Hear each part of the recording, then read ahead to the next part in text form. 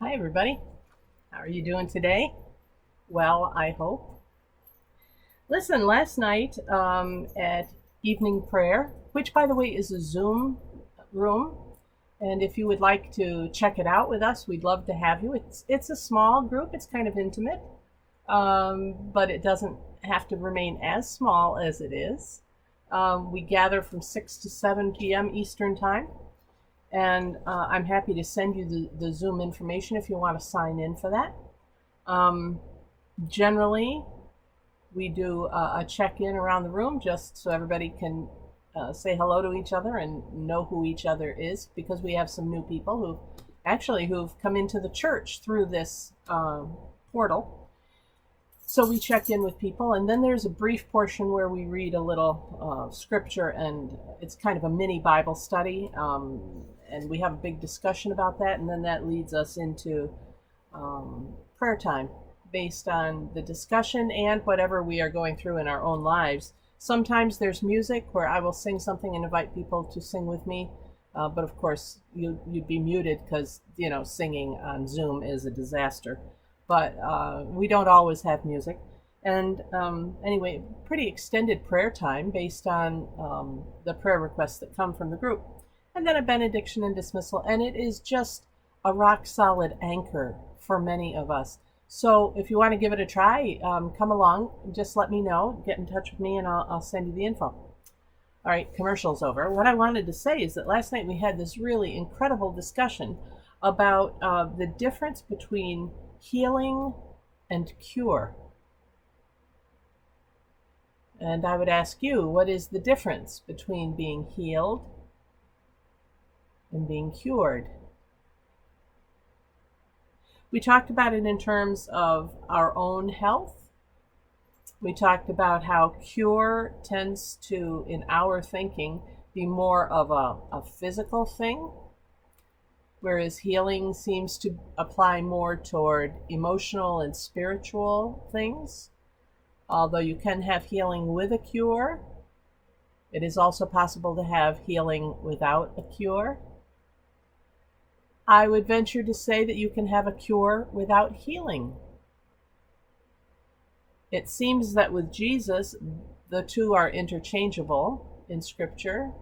If you are cured by him, you are also healed by him. But that, of course, is a matter for personal discussion and prayer.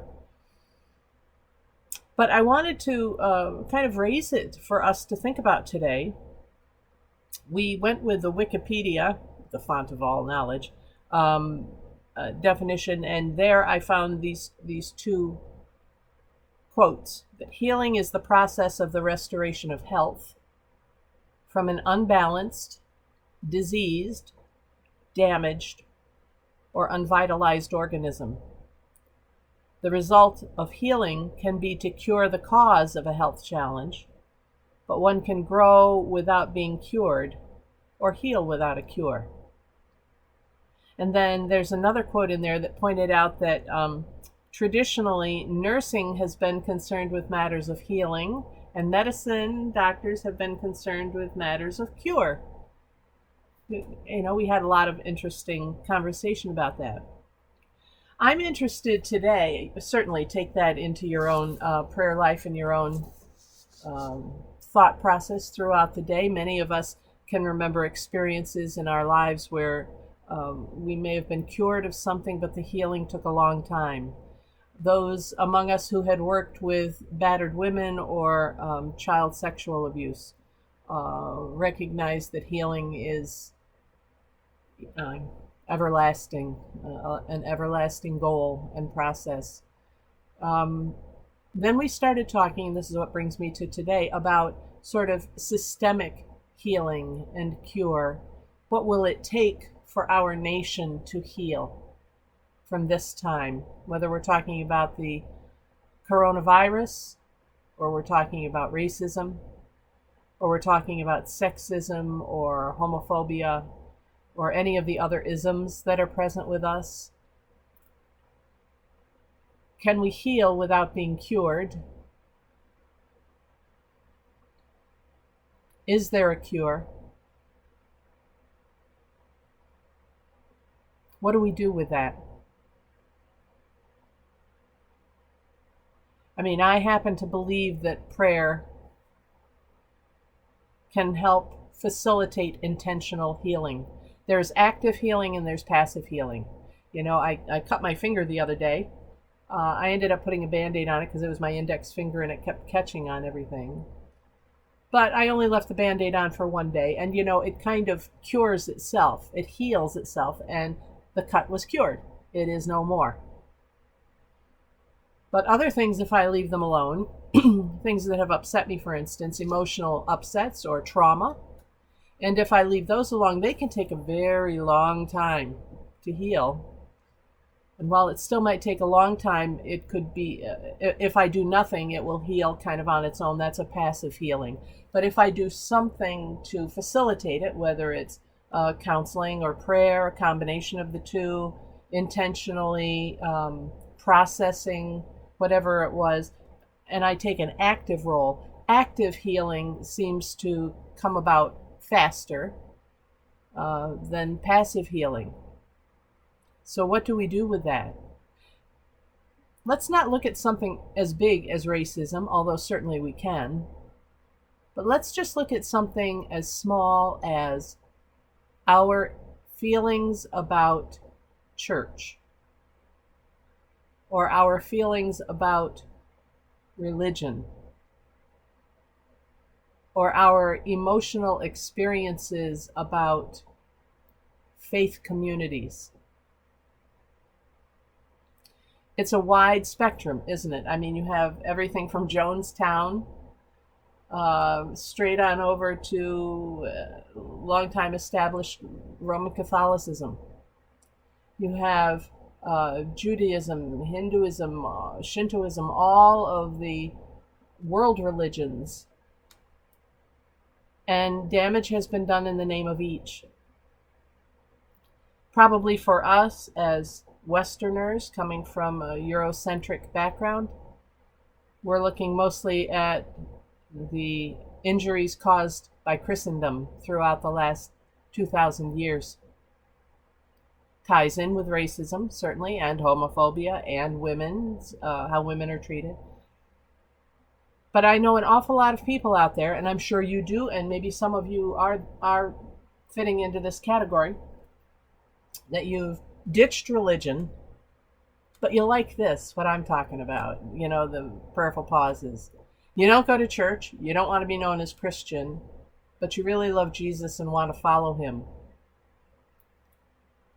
I would submit a couple things to think about. One is that if you are following Jesus, then you are a Christian. The other is that none of Jesus' followers, the disciples, for instance, were sent out to be solitary practitioners. The thing about our faith tradition as Christianity is that we are meant to be in community with others. Now, that can be very loosely defined, and maybe for you, checking into Prayerful Pause every day is your community, and that's a great and wonderful thing.